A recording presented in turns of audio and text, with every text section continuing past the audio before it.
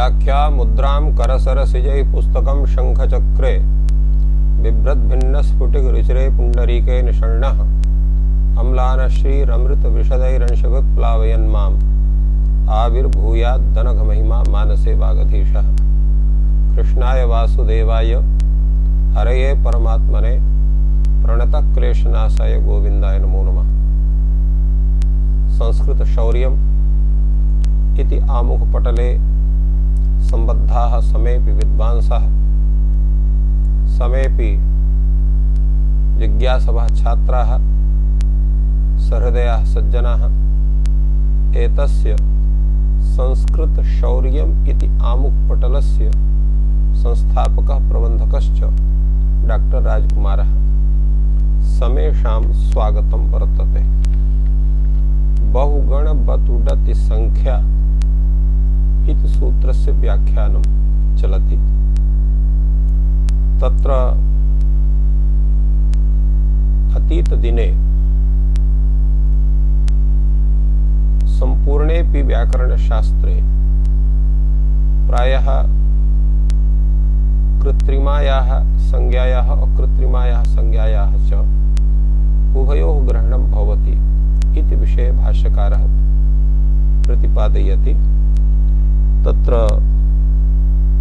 ह्यस्तने याः पङ्क्तयः व्याख्याताः तत्र यथा आधारोऽधिकरणमिति कृत्रिमा अधिकरण संज्ञा अधिकरण प्रदेशेषु चोभय गतिर्भवति सप्तम्यधिकरणे च इति कृत्रिमस्य ग्रहणं विप्रतिषिद्धं चानधिकरणवाची इति अकृत्रिमस्य ग्रहणम् एवं भाष्य पंक्ति वर्तते।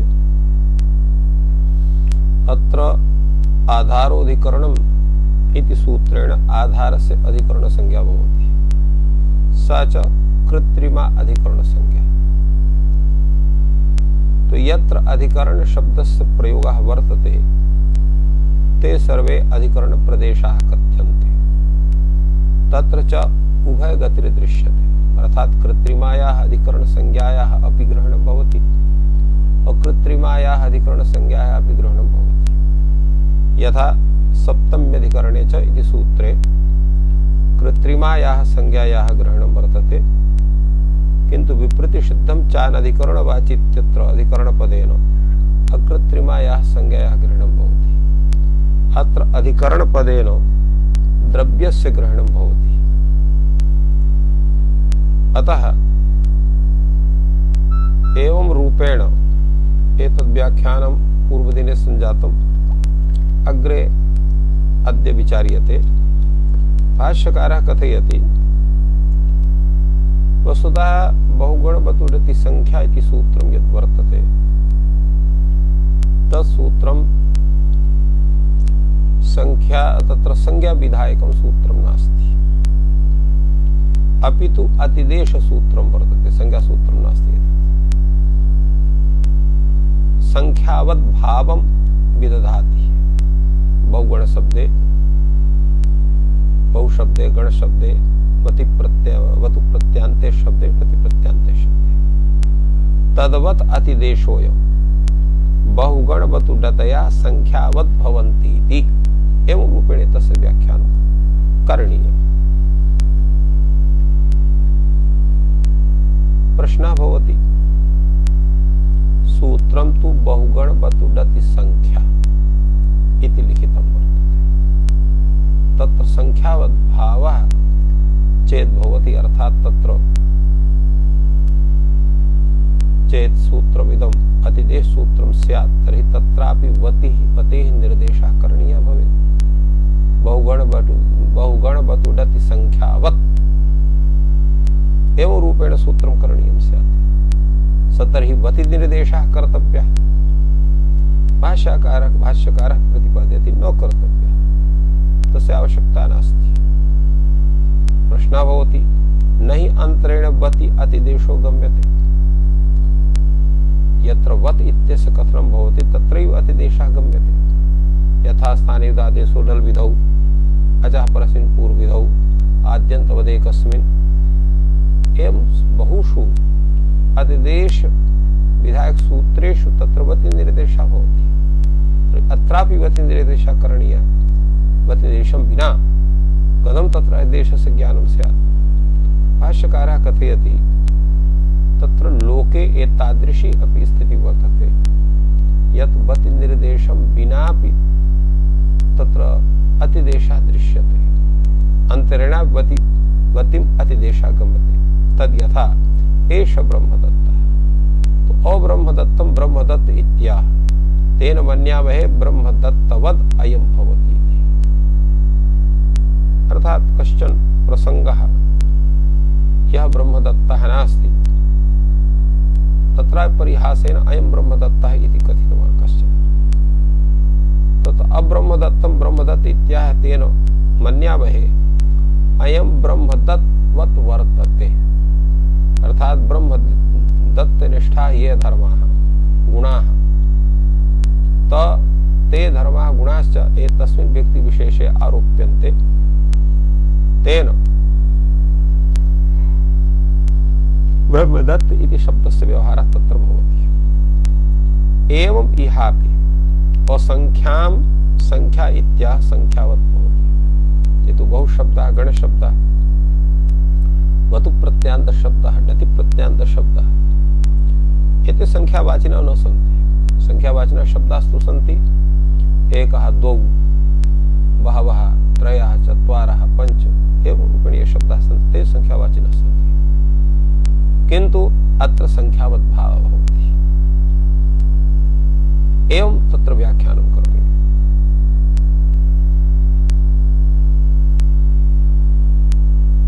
तेन बहुगण इत्यादि एते संख्यावाचिनः न भवन्ति। अत्र बहुत्वं त्रयादि संख्या व्यापकम् अखण्डोपाधि रूपं वर्तते, तेन तस्य तादृशः व्यवहारः भवति। अत्र प्रश्नः भवति अथवेत्यादिना अत्र विषयान्तरस्य प्रतिपादनं भगवता भाष्यकारेण कथं विहितम्। यतो हि अत्र कृत्रिमाकृत्यो उभयोः संज्ञयोः तत्र संज्ञा विषये कृत्रिमायाः अकृत्रिमायाः तद्ग्रहणं भवितुम् अर्हति, तथा व्याख्यातवान् भाष्यकारः। पुनः नेदं संज्ञाकरणं तद्वत् देशोऽयम् इति अथवा इत्यनेन व्याख्यानं कथं जातम्।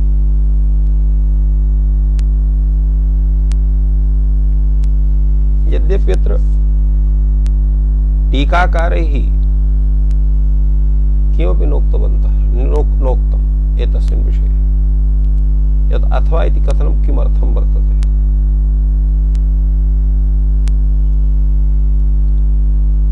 अत्र अतिदेशम् इति मत्वा कैयटः कथयति संख्याकार्यम् अतिदेशोऽयम् इत्यर्थः। यदि संज्ञा स्यात् टी घू भादि संज्ञावत् एकाक्षरा क्रियेत तस्मात् लौकिकार्थाभिधायी संख्या शब्दः उपादीयमानः अतिदेशार्थत्वात् अतिदेशार्थत्वम् अस्य बोधयति। एवं रूपेण एतस्य प्रतिपादनं कर्तुं यतो हि संख्यावाचिनः ये शब्दाः भवन्ति ते लघवः भवन्ति, यथा टी घू भा। इयं संख्या लौकिकार्थाभिधायी संख्या शब्दः वर्तते, तस्य अत्र ग्रहणं यत् क्रियते तेन ज्ञायते वस्तुतः एतत् सूत्रं संज्ञावो बोधकं नास्ति, अपितु अतिदेशबोधकं वर्तते। एवं रूपेण परिज्ञापयितुम् अथवा इत्यादि व्याख्यानं वर्तते। मन्ये कस्यचित् शिष्यस्य एतत् समाधानं भवितुम् अर्हति।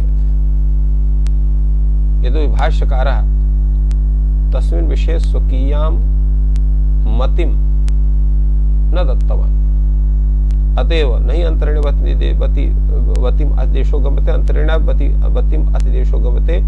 एष ब्रह्मदत्ता ब्रह्मदत्तं ब्रह्मविद्या तेन मन्यामहे ब्रह्मदत्तवत् अयं भवति इति। एवं यापि असंख्यां संख्या इत्याह तो संख्यावत् इति गम्यते। पुनः अथवा इत्यादिना तत्र समाधानं विदधाति भाष्यकारः। अथवा आचार्य प्रवृत्तिर्ज्ञापयति भवति एकाधिकायाः संख्यायाः संख्याप्रदेशे संप्रत्ययः। यदयं संख्याया अतिशदन्तायाः कन इति तिशदन्तायाः प्रतिषेधं शास्ति। अर्थात बहुगण बतु डति संख्या इति सूत्रे केवलं बहुगण बतु डति अर्थात बहुशब्दस्य गुण शब्दस्य वतु प्रत्ययान्तस्य शब्दस्य डति प्रत्ययान्तस्य शब्दस्य एव संख्या संज्ञा न भवति, अपि तु एकत्वादि नाम अपि संख्या संज्ञा भवति। कथं? संख्यात्वेन समेषां सामान्येन गृह्णात्। अत्र तात्पर्यबोधकं सूत्रं वर्तते संख्याया अतिशदन्तायाः कन। अत्यन्ता अर्थात संख्यावाचकः यः शब्दः तत्र कन भवति, किन्तु यः संख्यावाचकः शब्दः अत्यन्तः शदन्तो वर्तते तत्र कन प्रत्ययः न भवति।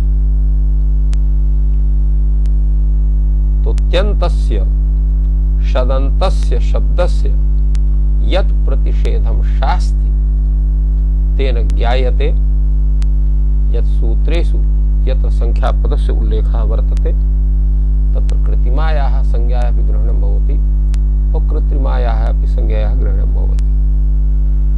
प्रश्नः भवति कथं कृत्वा ज्ञापकं? ज्ञापकस्य रूपं किं स्यात्? तदा भाष्यकारः व्याख्याति न हि कृत्रिमात्यन्ता शदन्ता वा संख्या अस्ति। कृत्रिमा संज्ञा नाम बहुशब्दस्य संख्या संज्ञा, गणशब्दस्य या संख्या संज्ञा, वतु प्रत्ययान्तस्य डति प्रत्ययान्तस्य च या संख्या संज्ञा भवति सा तत्र अत्यन्ता शदन्ता वा नास्ति। अतः तत्र अयं निषेधः कथं तत्र प्रवर्तेत? अकृत्रिमा या संज्ञा शब्दाः सन्ति ये सन्ति तत्र त्यन्तत्वं शदन्तत्वं वर्तते। 20, 70, 80, 90 अत्र त्यन्तत्वं वर्तते। एवमेव 30, 40 इत्यादिषु तत्र शदन्तत्वं वर्तते, तत्र कन प्रत्ययः न भवति। अनेन ज्ञायते यत् शास्त्रे कृत्रिमायाः उभयोः अपि ग्रहणं भवति। प्रश्नः भवति, भवान् कथयति यत् कृत्रिमा संख्या त्यन्ता शदन्ता वा नास्ति, तर्हि डति प्रत्ययान्तः यः शब्दः भवति कति प्रभृतयः ते तु त्यन्ताः सन्ति, तत्र त्यन्तत्वेन तेषां ग्रहणं स्यात्। यतर्हि ननु चेयमस्ति डतिः, तर्हि प्रश्नान्तरं भवति यत्तर्हि शदन्तायाः प्रतिषेधं शास्ति तस्य किं स्यात्? तदर्थं तु संख्याशब्देन कृत्रिमायाः अकृत्रिमाः उभयोः ग्रहणं स्यात्। पुनः प्रश्नस्य उपरि प्रश्नः भवति यच्चापि त्यन्तायाः प्रतिषेधं शास्ति एतस्य का गतिः स्यात्? तत्र उच्यते ननु चोक्तं डत्यर्थमेतत् स्यात्। तदा उच्यते डत्यर्थम् एतत् प्रयोजनं न भवति। किमर्थं? डति इत्यत्र अति इति प्रत्ययस्वरूपं वर्तते, न तु ति इति प्रत्ययस्वरूपं वर्तते। तेन डति घटकः यः ति वर्तते स अनर्थकः। फलतः अत्र अर्थवत् ग्रहणेन अनर्थकस्य ग्रहणम् इति परिभाषया अत्र डति प्रत्ययान्ते शब्दे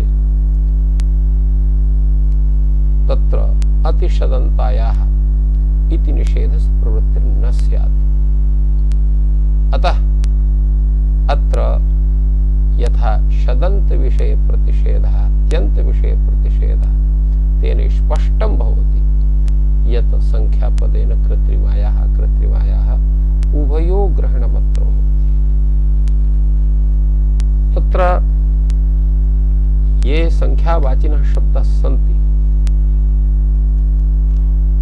तेषां ग्रहणं कथं स्यात् संख्या संज्ञार्थम्?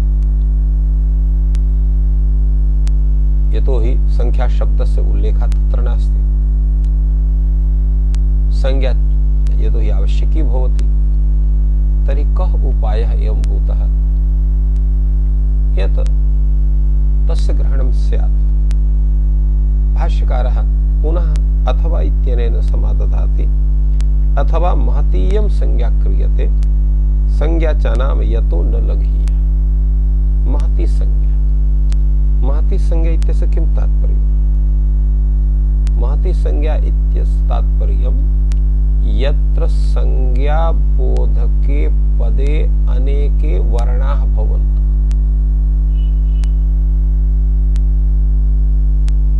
सा महती संज्ञा भवति। कथं? संज्ञायाः प्रयोजनं केवलं मुख्यतया व्यवहारः वर्तते, यद्यपि इतर व्यावर्तनम् अपि प्रयोजनं भवति। देवदत्तोऽयं न यज्ञदत्तः एवं रूपेण इतरस्य यज्ञदत्तादेः तत्र निषेधः भवति देवदत्त इति कथनेन।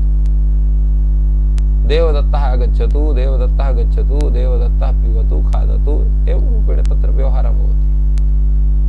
तेन इतर व्यावर्तनं व्यवहारस्य अत्र संज्ञायाः प्रयोजनं भवति। अत्र किं सर्वत्र भवति।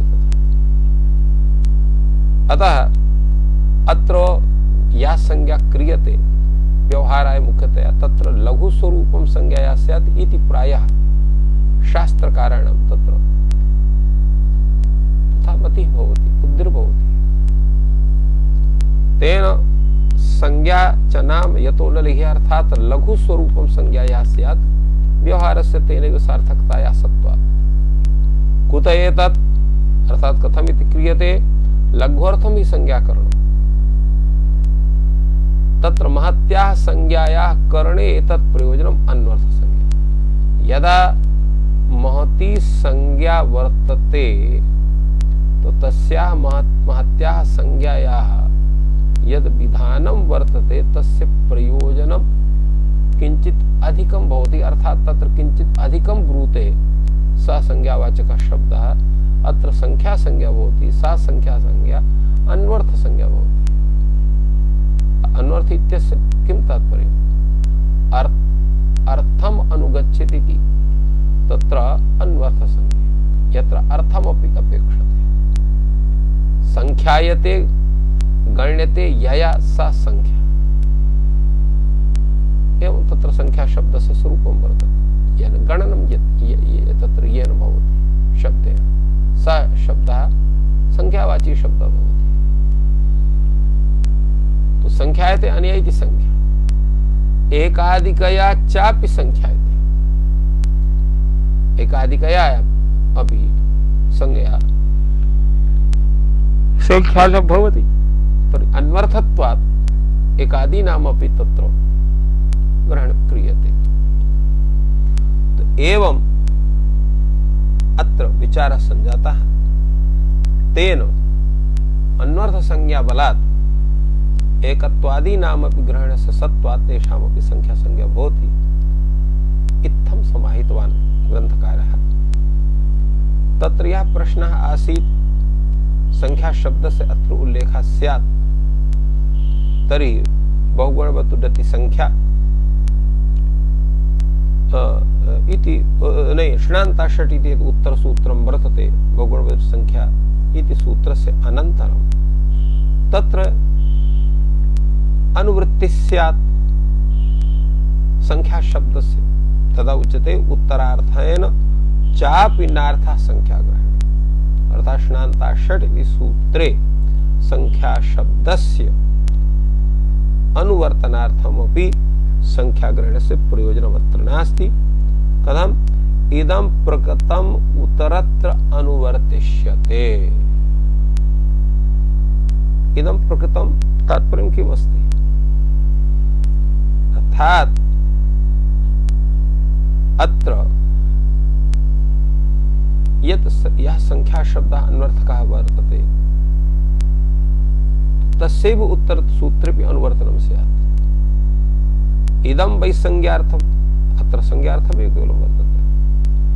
उत्तरत्र च संज्ञ विशेषणेन अर्थः, उत्तर सूत्रे तत्र संज्ञा विशेषणत्वेपि अर्थः भवति न च अन्यार्थं प्रयुक्तम् अन्यार्थं भवति। प्रश्नः भवति यतो हि बहुगुण बतु डति संख्याति सूत्रे संख्या शब्दः संज्ञावाचकत्वेन वर्तते। उत्तर सूत्रे यदा गच्छति तत्र विशेषण रूपेण तिष्ठति। इदं वै संज्ञार्थम् उभयत्र संज्ञि विशेषणेन अर्थः। एवं विशेषण रूपेण तस्य अर्थस्य संगतिः कारयति ग्रंथकारः। अत्र स्पष्टं प्रतिपादयति न च अन्यार्थं प्रकृतम् अन्यार्थं। अर्थात यस्य शब्दस्य यत्र यः अर्थः आचार्यैः स्वीकृतः सवेव अर्थात् तस्य भविष्यति। तत्र चेत् तत्र संख्या शब्दः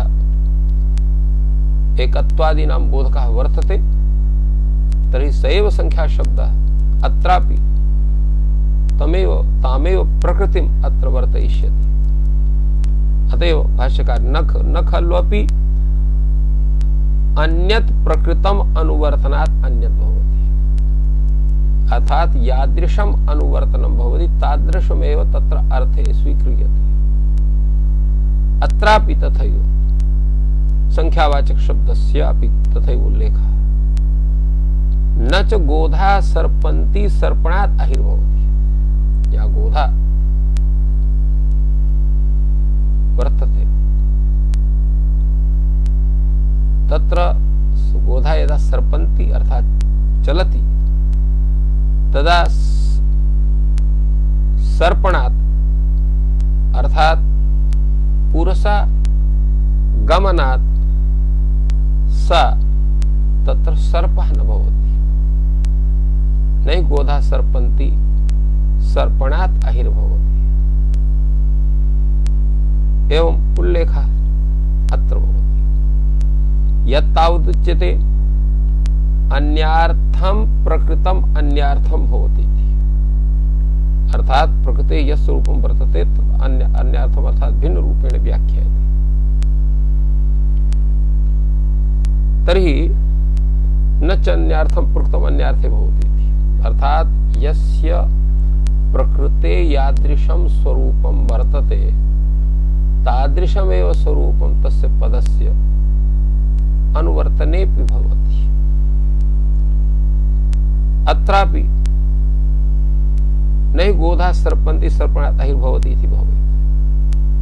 अर्थात अयं नियमः अत्र न प्रवर्तते। कथं भवेत् द्रव्येषु एतं देवं स्यात्। यत्र द्रव्याणाम् उपयोगिता भवति द्रव्याणि तत्र कार्यार्थम् आयान्ति तत्र तथा भवितुमर्हति। अत्र तु एवं नास्ति। फलतः अत्र भवेत् द्रव्येषु एतदेव स्यात् शब्दस्तु खलु येन विशेषेण अभिसंबध्यते तस्य तस्य विशेषको भवति। तो शब्दः येन विशेषेण अभिसंबध्यते तस्य तस्य विशेषकः अपि निर्धार्यते। एवं रूपेण अत्र समाहितम्। अत्र पुनः अपि अथवा इत्यनेन कश्चन विचारः आयाति। भाष्यकारः कथयति अथवा सापेक्षोऽयं निर्देशः क्रियते न चान्यत् किंचित् अपेक्षमस्ति ते संख्याम् एव अपेक्षिष्यामहे। भाष्यकारः कथयति अत्र यः निर्देशः कृतः वर्तते सः तत्र सापेक्षोऽयं निर्देशः अर्थात अयं निर्देशः तत्र सापेक्षः वर्तते। न चान्यत् किंचित् अपेक्षम् अस्ति। किंचित् अन्यत् अपेक्षं नास्ति। ते संख्याम् एव अपेक्षिष्यामहे। केवलं संख्यायाः एव तत्र आक्षेपणं कुर्वन्ति। अत्र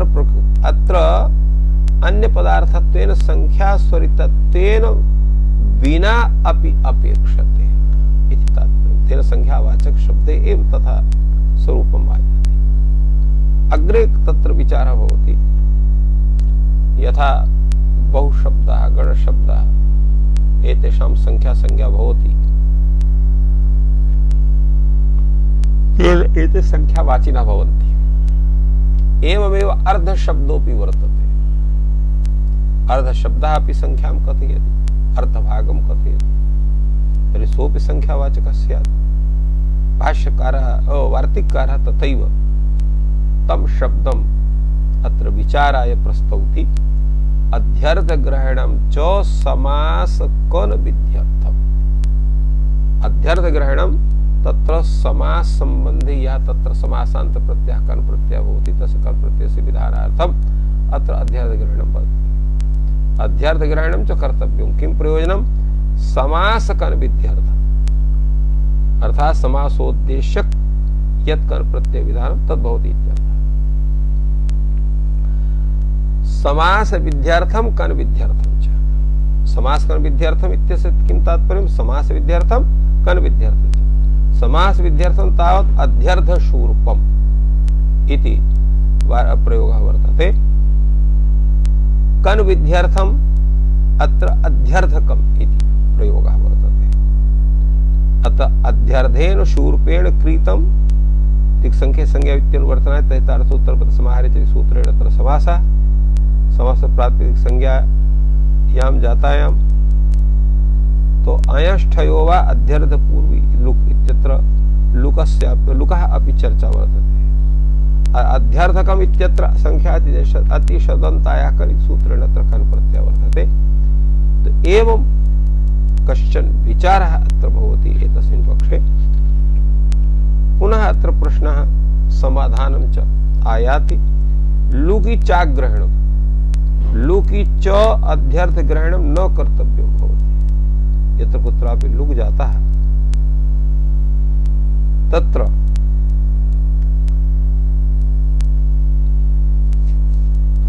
तो यद्यपि अत्र यदुच्यते न खल्वपि अन्यत् प्रकृतम् अनुवर्तनात् भविष्यति। प्रकृतस्य अनुवर्तनं भवति। तदा उच्यते नैः गोधा सर्पन्ति सर्पणात् अहिर्भवति। एतस्य वाक्यस्य समाधानं किं स्यात्? भाष्यकारः अतीव स्पष्टतया सत्तर्केण समाधानं विदधाति। अथवा तत्र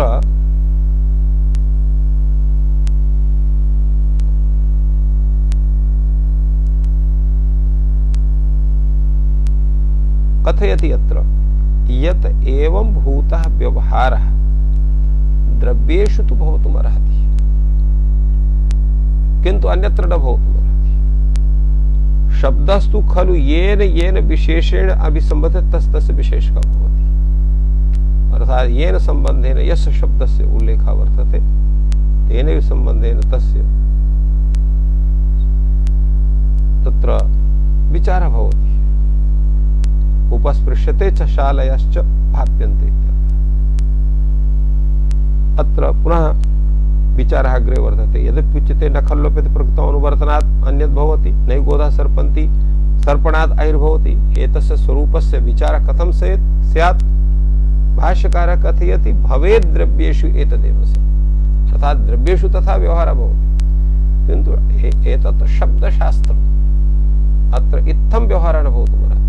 शब्दस्तु खलु येन येन विशेषेण अभिसंबद्धः तस्य विशेषकः भवति। यस्य यस्य विशेषणस्य विशेषकः भवति तस्य विशेषको भवति, स एव विशेषकः जायते। एवं रूपेण अत्र समाधानं कृतं वर्तते। अग्रे पुनः अपि विचारः प्रवर्तते। अथवा सापेक्षोऽयं निर्देशः क्रियते न चान्यत् किञ्चित् अपेक्षमस्ति ते संख्याम् एव अपेक्षिष्यामः। एवं रूपेण अत्र व्याख्याति। अत्र सापेक्ष शब्दः अत्र निर्देशनीयः। तेन न चान्यत् किञ्चित् अपेक्षं, किञ्चिदपि अपेक्षं न भवति। ते संख्याम् एव अपेक्षिष्यामहे। केवलं संख्या शब्दमेव ते कथयन्ति।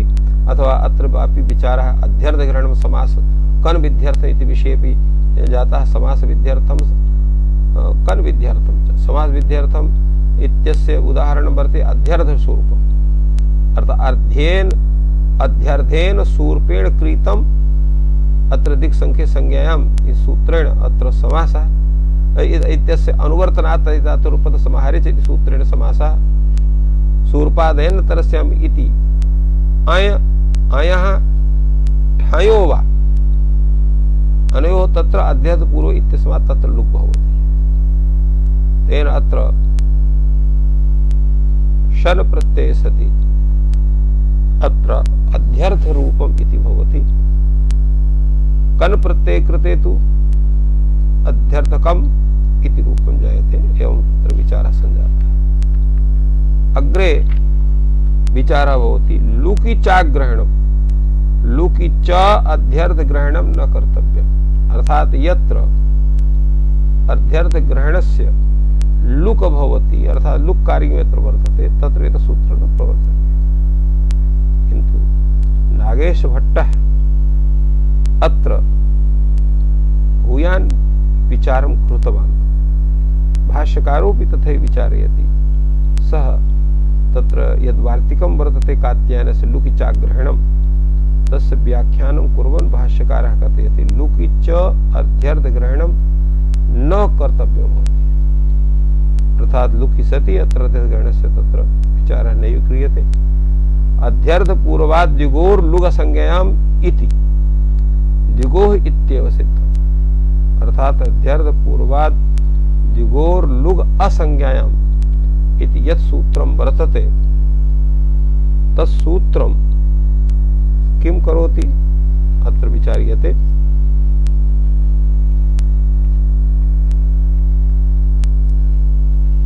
अध्यर्थ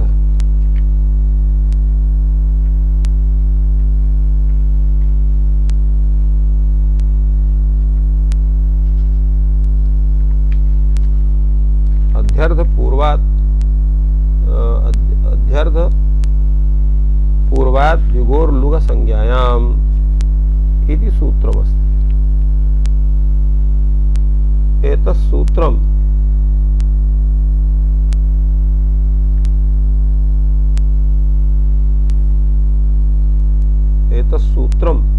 यद्वर्तते तत्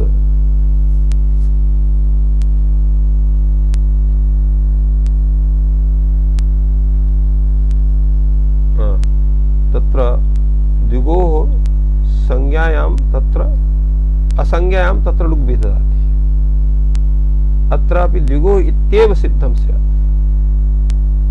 अत्र अध्यर्थग्रहणं न कर्तव्यं भवति अध्यर्थपूर्वात् द्विगोर् लुग संज्ञायाम् इति द्विगोः इत्येव सिद्धम् एवं रूपेण कश्चन विचारः भवति अग्रे तत्र वर्तते अर्धपूर्वपदश्च पूर्णप्रत्ययान्तः अर्धपूर्वपदश्च पूर्णप्रत्ययान्तः संख्यासंज्ञो भवति इति वक्तव्यम् किं प्रयोजनम् अत्रापि समास कौन विध्यर्थमेव समास विध्यर्थम कर विध्यर्थम समास विध्यर्थम इत्यस्य उदाहरणं वर्तते अर्ध पंचमम शूर्पम कन विध्यर्थम इत्यस्य उदाहरणं वर्तते अर्ध पंचमकम अर्धा पंचमः यस्य एवं रूपेण अत्र अर्ध पंचमकम अत्र कन प्रत्ययः भवति एवमेव तत्र अर्ध पंचम इत्यत्रापि अर्ध पंचम शूर्पम इत्यत्रापि तथैव वर्तते अग्रे भाष्यकारः कथयति यत् अधिग्रहणं च लुकि समासोत्तर पदवृद्ध्यर्थम् अधिग्रहणं यत्र क्रियते तो अलुकि अर्थात लुग भावे यत्र समासादिकं कार्यं भवति उत्तरपद तत्र उत्तरपदस्य आदेरचः तत्र वृद्धि लभते तस्मिन् विषये उच्यते अधिग्रहणं च अलुकि कर्तव्यम् अलुकि विषये तत्र अधिग्रहणं करणीयं किं प्रयोजनं समासोत्तर पदवृद्ध्यर्थं समास विध्यर्थम उत्तर पद वृद्ध्यर्थं च समास विध्यर्थम अत्र अर्थ शब्दः अन्ते पठितः वर्तते समासश्च उत्तर पदं च वृद्धिश्च इति समासोत्तर पद वृद्धयः तेषाम् अर्थः इति समासोत्तर पद वृद्ध्यर्थः तत्र नपुंसकलिंगे समासोत्तर पद वृद्ध्यर्थम्। तो एवं अत्र अर्थ शब्दः वर्तते।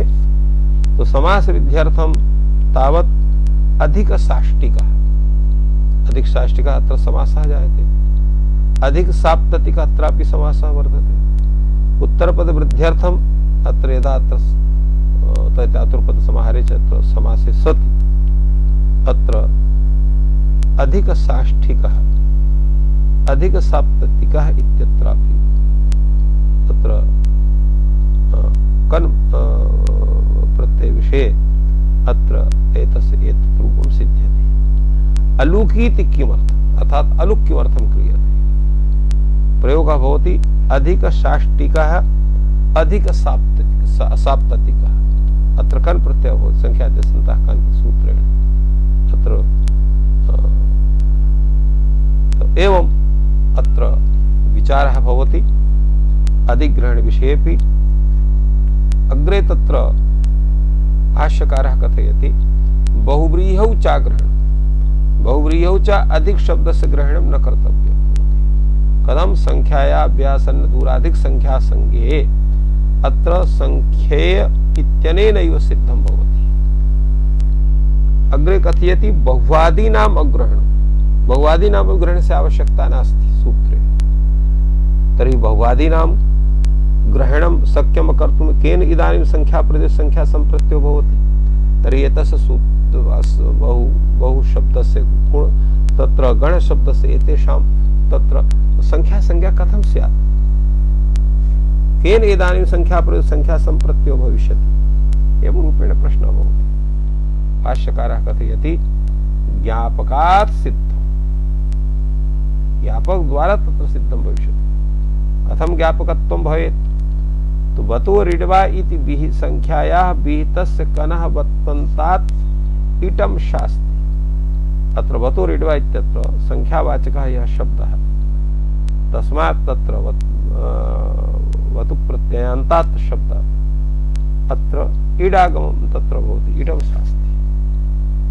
वतोरेव तज् ज्ञापकं स्यात् न तु सूत्रम् इति कश्चन उच्यते। कथयति नेत्या योगक्षेमं ज्ञापकं भवति। योगक्षेमं का एतस्य किं तात्पर्यं? योगम् अपेक्षेत योगापेक्षम् इति एतस्य अर्थः नास्ति, अपि तु योगान् अपेक्षते इति योगापेक्षम्। तो योगापेक्षतसत्वात् तत्र यः यद्वाक्यं वर्तते बहुपूगगण संघस्य तिथुक् वतो ऋथुक् षट् कतिपय चतुरां थुक् एवं एतानि सूत्राणि सन्ति। एतेषु सूत्रेषु सर्वत्र तत्र ग्रहणं करणीयं। बहुवादीनाम् एतेषामपि ग्रहणं भवति। बहुपूगगण संघस्य तिथुक् अत्र बहुशब्दस्य पूगशब्दस्य गणशब्दस्य च ग्रहणं वर्तते। वतो ऋथुक् इत्यत्र वतु प्रत्यान्तस्य ग्रहणं भवति। षट् कतिपय चतुरां थुक् अत्र सम्पूर्णं सूत्रं वर्तते। अत्र यत् प्रयोजनं वर्तते तत् प्रयोजनं सर्वं सिद्ध्यति इति एतस्य तात्पर्यं भवति। तो एवं रीत्या एतस्य सूत्रस्य यद् व्याख्यानं तत् पूर्णतां गच्छति। अग्रे सूत्रं वर्तते षणान्ता षट्। किं तात्पर्यम् एतस्य सूत्रस्य? शान्ता अनान्ता च संख्या षट् संज्ञा स्यात्। अर्थात् यः शकारान्तः मूर्धन्य शकारान्तः शब्दः णकारान्तः शब्दः संख्यावाची वर्तते तस्य षट् संज्ञा भवति। षट् संज्ञायाः प्रयोजनं वर्तते षड्भ्यो लुक् इति सूत्रेण जसस्वरूप तत्र लोपः जायते इत्थं तत्र विचारः आगतः। भाष्यकारः तम् एव प्रश्नम् उत्थाय इदं सूत्रं व्याख्याति कात्यायनद्वारा।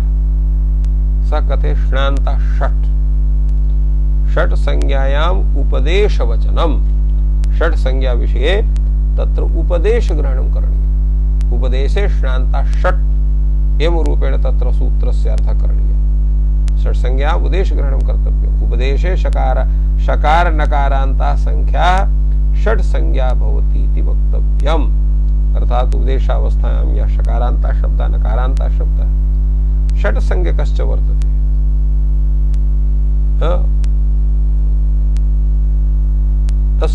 तत्र एवं रीत्या अत्र उपदेशे ग्रहणं करणीयम् किं प्रयोजनं शताद्यष्टनोर्नुं नुडर्थम् अर्थात शतादि शतम सहस्रम लक्षम एवं भूता ये शब्दाः सन्ति अत्र दत्तं वर्तते शतानि सहस्राणि नुमि कृते एतेपि शान्ताः नान्ताः भवन्ति अतः एतेषामपि षट् संज्ञा स्यात् षट् संज्ञा चेत् स्यात् तर्हि विभक्तिर्लुक् स्यात् अत्र कथं न भवति उपदेश ग्रहणात् न भवति यदि उपदेश ग्रहणं क्रियते तर्हि ते शत शब्दः सहस्र शब्दः उपदेशे अकारान्तः वर्तते न तु शान्ताः अणान्ताः एवं रूपेण अतः अत्र उपदेश ग्रहणात् न भवति अष्टानाम् इत्यत्र आत्वे कृते षट् संज्ञा न स्यात् यो श्नान्ता षट् शान्तस्य नान्तस्य षट् संज्ञा भवति अत्रापि तत्र स्वरूपं न स्यात्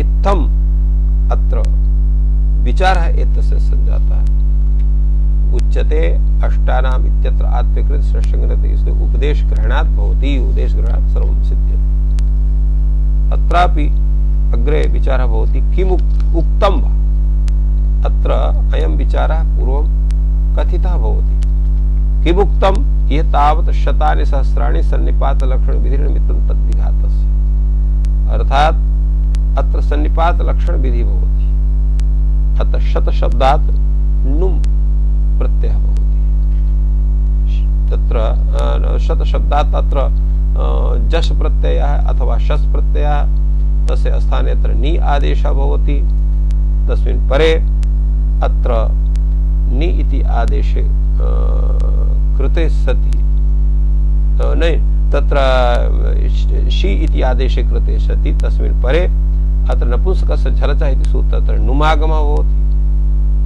तो अत्र यः नुमागमः अत्र जातः सः अत्र लोपस्य कारणं न भवितुमर्हति इत्थं रूपेण तत्र समाधानं वर्तते अष्टनोऽपि उक्तं किमुक्तम् अष्टनो दीर्घग्रहणं षट् संज्ञा ज्ञापकम् अकारान्तस्य नुडर्थम् इति रूपेण अत्र एतस्य समाधानं भाष्यकारः ददाति यत् अष्टनः दीर्घग्रहणं किमर्थं वर्तते षट् संज्ञा ज्ञापकं षट् संज्ञा ज्ञापकं भवति अथ च आकारान्तस्य नुडर्थम् आकारान्तस्तत् नुड् विधानार्थं नुड् आगम विधानार्थम् अत्र ग्रहणं भवति अथवा इत्यादिना कश्चित् एकदेशिनः कथनं वर्तते आकारोप्यत्र निर्दिश्यते शकारान्ता नकारान्ता अकारान्ता श्नान्ता षट् इत्यत्र आकारस्यापि निर्देशः तेन षट् संज्ञा यः अकारान्तः शब्दः वर्तते तस्यापि षट् संज्ञा स्यात् भवतु नाम षट् संज्ञा भवतु किन्तु अन्य एकत्र दोषः स्यात् यः तर्हि प्राप्नोति सधमादोषुं न एकास्ताः अत्र एकः शब्दः यः वर्तते तस्य षट् संज्ञा न स्यात् यतोहि अत्र ह्रस्वकारान्तः नास्ति अग्रे कथयति भाष्यकारः समाधाने नैष दोषः एक शब्दोऽयं बहुअर्थः अस्तेव संख्यापदं संख्यावाचकं वर्तते यथा एकः द्वौ बहवः यत्र एक शब्दः संख्यावाची वर्तते अस्ति असहायवाची असहायवाची अपि वर्तते तद् यथा एकाग्नयः एकहलानि एकाकिभिः क्षुद्रकैः जितम् अत्र एक शब्दः असहायवाची वर्तते अन्यार्थेऽपि वर्तते प्रजामेकां रक्षति रक्षत्यूर्जमेका अत्र एकः शब्दः अन्य इत्यस्य वाचकः वर्तते अन्यार्थः वर्तते सधमादो द्युम्नो एकास्ताः इत्यत्रापि एक शब्दः तत्र संख्यावाची नास्ति, यत् अन्यवाची वर्तते। तो संख्यावाचित्वाभावात् अत्र संख्या संज्ञा न भवति एवं रूपेण समाहितः। तद्यो अन्यार्थे वर्तते तस्यैष प्रयोगः वर्तते। अर्थात यह एक शब्द अन्यार्थे वर्तते तस्यैव अत्र सधमादो द्युम्न एकास्ता इत्यत्र एक शब्द पठितः। अत्रोच्यते एवं इह तर्हि प्राप्नोति द्वाभ्याम इष्टये विंशत्या च इति। एतस्य कं समाधानं कथं स्यात्? द्वाभ्याम इष्टये विंशत्या च, तत्र द्वाभ्याम इति षट् स्वरः स्यात्। द्वाभ्याम इत्यत्रापि षट् संज्ञां जातं, षट् स्वरः स्यात्। अत्र सूत्रं वर्तते षट् त्रिचतुर्भ्यो हलादिः, अनेन तत्र स्वर विधानं स्यात्। अग्रे सूत्रं वर्तते एवं तर्हि सप्तमे योग विभागः करिष्यते अष्टाभ्यौ ततः षड्भ्यश्च यदुक्तम् अष्टाभ्योऽपि तद्भवति ततः लुक् च भवति षड्भ्यः इति। अत्र एवं समादधाति भाष्यकारः। अत्र सप्तमे योग विभागः करिष्यते। कः योग विभागः स्यात्? सूत्रं वर्तते अष्टाभ्य औष इति। ततः षड्भ्यो लुक् इति सूत्रं वर्तते। षड्भ्यश्च यदुक्तम् अष्टाभ्योऽपि तद्भवति। एवं अत्र षड्भ्यः अत्र तथा विचारः सञ्जातः। ततः लुक् इति षड्भ्यो लुक् इत्यत्र पूर्वं षड्भ्यः इति पाठः, अनन्तरं लुक् इति पाठः। लुक् च भवति षड्भ्यः, अर्थात् षड् संज्ञकानां तत्र लुक् भवति। इत्थं तत्र विचारः समागतः। अथवा इत्यादिना तत्र द्वितीयं समाधानं वदति। उपरिष्टात् योग विभागः करिष्यते, अर्थात् पूर्व सूत्रे योग विभागः क्रियते। सूत्रं किमस्ति? अष्टन् आविभक्तौ। अनन्तरं सूत्रं वर्तते रायो हलि। तो अष्टन् आविभक्तौ इति सूत्रं जातम्, एतस्य व्याख्यानं तु अस्ति एव। रायो हलि इत्यत्र रायः इति एकः भागः। रायश्च विभक्तौ आकारादेशः भवति, अर्थात तत्र विभक्तौ परे यः अकारान्तादेशते रै इत्यादि रा इति सूत्रं रायौ रायः एवं तत्र रूपं चलति एतस्य। अत्रापि आकारादेशः स्यात्, अत्रापि आकारादेशः स्यात्। हलि इत्युभयोः शेषः, हलि इत्यनेन उभयोः शेषः भवति। यद्वा एवं प्रियाष्टौ प्रियाष्टा इति। इत्थम् अत्र विचारः जातः। यद्येवं प्रियाष्टौ प्रियाष्टाः इति स्यात् इति न सिद्ध्यति। प्रियाष्टानौ प्रियाष्टान इति प्राप्नोति तत्र। अत्र उच्यते यतो प्रियाष्टानौ प्रियाष्टान इति कथं स्यात्? तेषां नान्तत्वात्। एवं तर्हि किं करणीयं? भाष्यकारः कथयति तत्र यथा लक्षणम् अप्रयुक्ते यस्य विशिष्टः प्रयोगः न स्मर्यते नापि प्रयोग निषेध स्मृतिः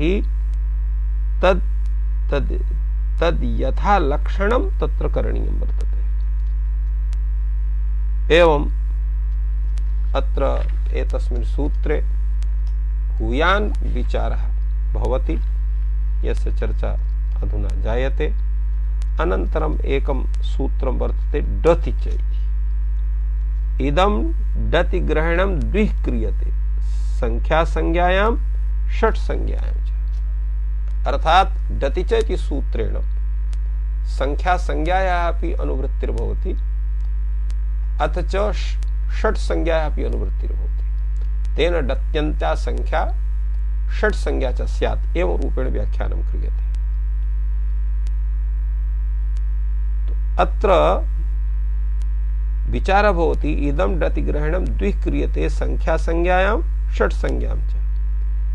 तत्र एकं शक्यम् अकर्तुम्, अर्थात् एतस्य संख्या संज्ञा भवतु षट् संज्ञा भवतु, उभयोः संज्ञयोः विधानम् उचितं नास्ति इति प्रश्नकारकस्य आशयः। प्रश्नः भवति कथम्? यदि तावत् संख्या संज्ञायाम क्रियते षट् संज्ञायाम न करिष्यते, अर्थात षट् संख्या क्रियते षट् संज्ञायाम तत्र कार्यं न क्रियते, तर्हि कथं श्रृणान्ता षट् इति इत्यत्र स्यात्?